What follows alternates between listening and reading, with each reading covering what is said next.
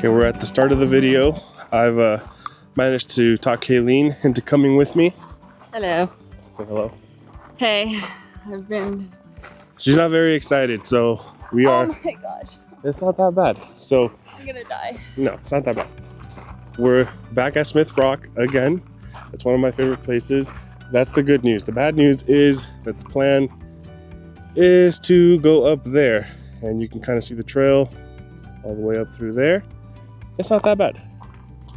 It's not that bad. You've done it before, right? Yeah, when I was in shape. Round is a shape, which is what we're currently in.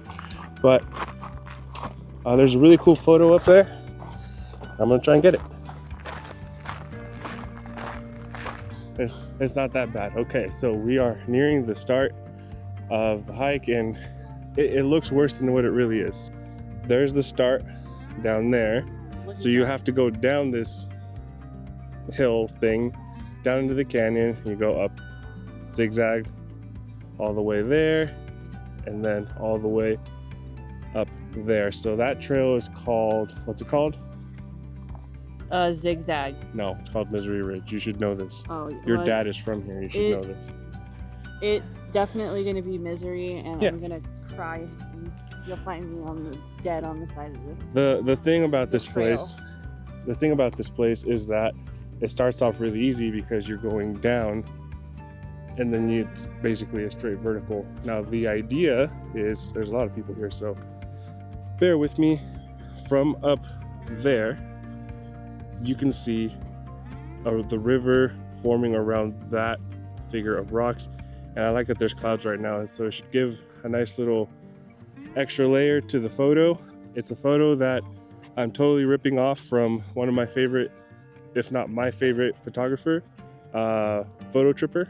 So that's what we're gonna do today. Let's make this really nice hike where you volunteer to go all the way to the bottom so you can have the most treacherous hike of your life. The way down's pretty nice. The way down's still a vertical. Yeah, so like, I don't know, you probably can't tell by the video, but if you're lucky, it's pretty steep on the way down, which means it's going to be terrible going up. Very steep on the way up, and it's steep after, you know, going up there.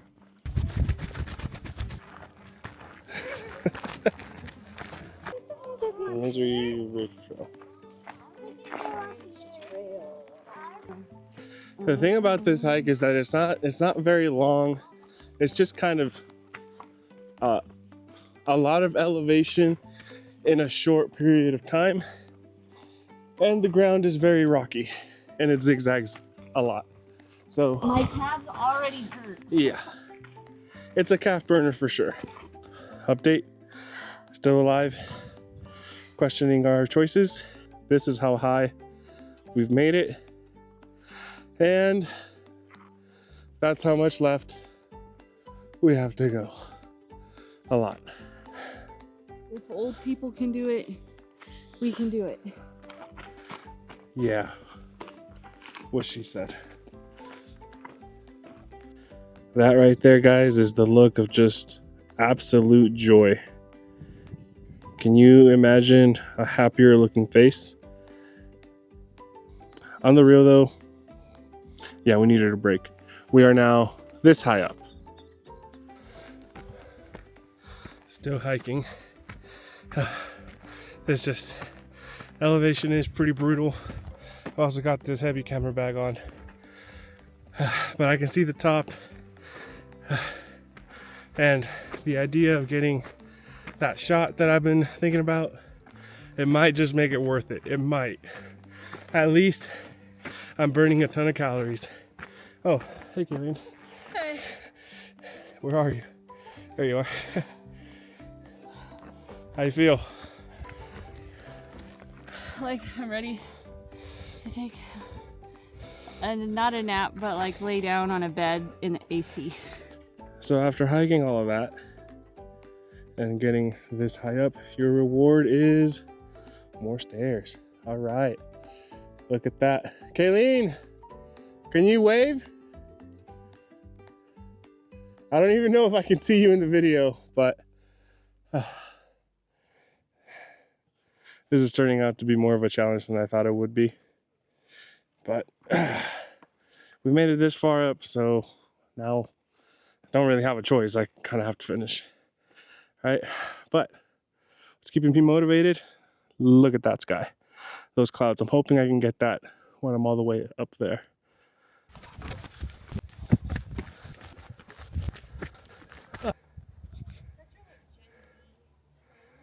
We're finally at the top. How do you feel, Kayleen? Anyways. I'm gonna throw up. Definitely a challenge. Steeper than I remember, but whatever. Look at all these. Are these junipers? Looks like it. I love how they look. They look ancient. Look at all the detail in them. And best of all, they provide shade. All right, we got to find somewhere to sit and have a little post-hike snack. I'm trying to find a more somewhat secluded spot to talk. So most of the time, I've been here, I think this is my 4th time up here, but I never really see people go to this one area. It's a very beautiful, secluded area. Usually it's super windy, but from up here, you get some wonderful views like Three Sisters. You get to see it more at like a eye level instead of looking up at it. But let me turn this around. And if you look off in the distance, over there, there's Three Sisters. Okay, so here's the view that I put all this effort into. All the calories burnt was just for this, or that right there. It's quite the view, and you know, I just love how you have this big rock and then you have the river that goes around it. And I mean, I'm just gonna take some time to enjoy it. But what's really cool also, and I'm gonna try and get this all in one photo, and that's the challenge. I'll kind of break it down before I set up. So you have this right here, then you see the river wrapping around this big rock, and you see it wrap around there too. Over here in the distance, you can see Three Sisters.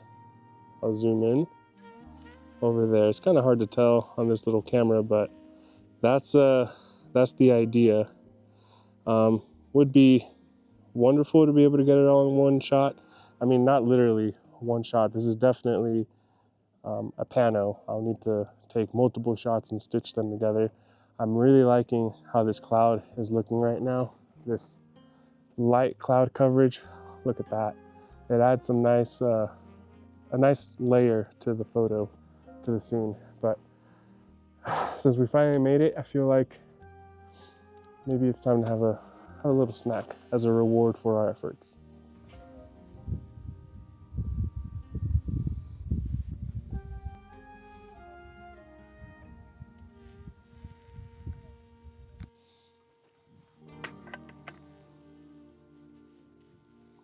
Okay, I'm shooting with the 16mm, and although it is wide enough, I can't seem to find a spot that will allow me to get everything I want in the scene. And the other thing is, with it being such a wide angle lens, it's actually, as wide angle lenses do, it's pushing my subject away in a sense. So it makes it seem like it's further, but I want to do the opposite effect. I want it to seem like the big rock is closer and bigger. Don't really know if this lens is the one for it at this time. It might be the 24 or even the 35, but you know, I thought about climbing up there to that area behind me, and then quickly realized it's probably not worth it to try and go up there. Very, very small area. One wrong step and that's a nasty fall. So back to the shot for me. Okay, so here's a bonus tip.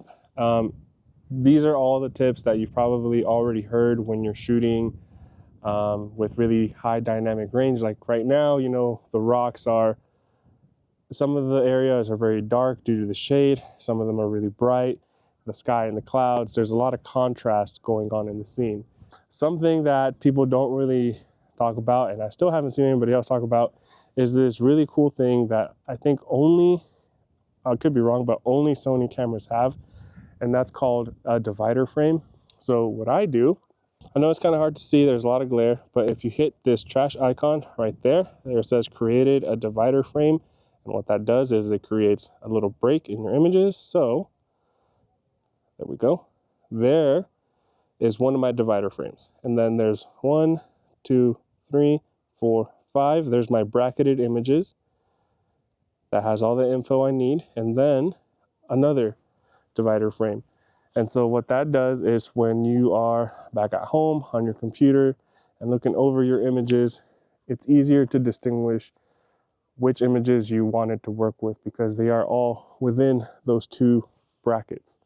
That really helps me out when I'm combining several images into one. Still waiting for the light to kind of get better. Kind of stalling a little bit, but I'll continue to take photos, and here soon I think I am going to change into the 35mm or the 24mm to see if it gives me a more natural, closer up look of this rock. All right, so I switched over to the 24mm G Master lens, and it did what I was hoping it would do. So because it's a little closer up, you can actually bring the subject a little closer to you. It's a very difficult scene just because of the amount of contrast, some very bright areas and some very dark areas. So what I'm gonna have to do is take essentially, let's just kind of walk through it, right? I've kind of already shown my process. First, I'm gonna create a divider frame, and the photo that I'm getting of is over, not the main subject, it's over here to the left of it, and I am shooting now in a vertical orientation so I can get more of the sky and more of the foreground. So if you can imagine that and that blocked off. So I'm gonna get a photo of that scene, but with more of the sky and more of the foreground, and then photo here and there blocked off. I know it's a little convoluted to explain, but it should make sense once I put all the images together. For every section, I create my divider frame, I get my bracketed exposures, so I get my very dark photos, so I can keep all the bright areas, and then I can get all my really bright photos, so I can get all my dark areas. You want all the detail in the dark and the bright areas. One section, second section, third section, blend those images together, and then when you have the final image for each section, blend those three images together so that you get the full scene. So more work than I thought would be needed. I thought if I just put on a really wide lens, I'd be able to get all of it. Okay, so I'll make I've already made my my divider frame. There's one shot.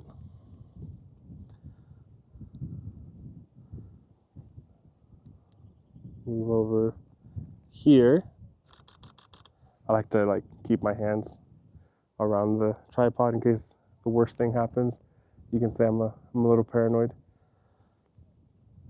Now we move over to this section here, and I love how much color is in the river right now. So that's the shot that I'm kind of working on. There's still some clouds. I wish there was more, but if this shot turns out any good, my hopes aren't very high. But if it does turn out good or decent or not good at all, here's the shot either way.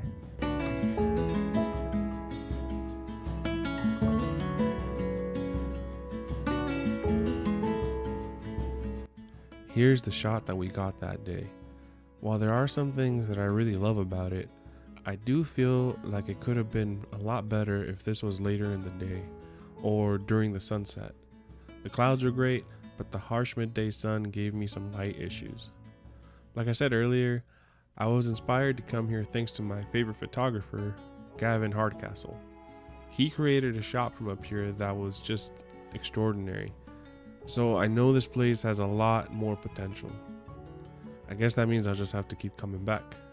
But if I could just figure out exactly where he took a shot from. For all our hard effort, like and subscribe below. Yeah, like and subscribe. She does it better than I do. Okay, bye.